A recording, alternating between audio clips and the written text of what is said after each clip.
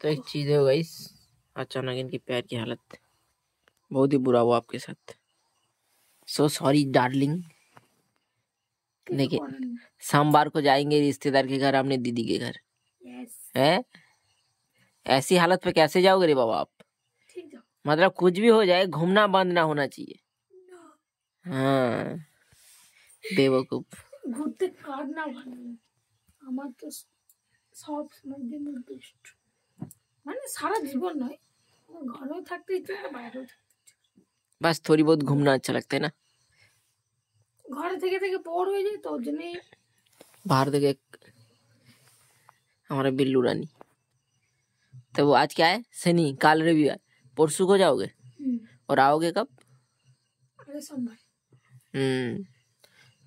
इसकी देख रहे हो कितना मन है भाई से पूरा दिन घूमने का। দেখো বাপের বাড়ি গেলে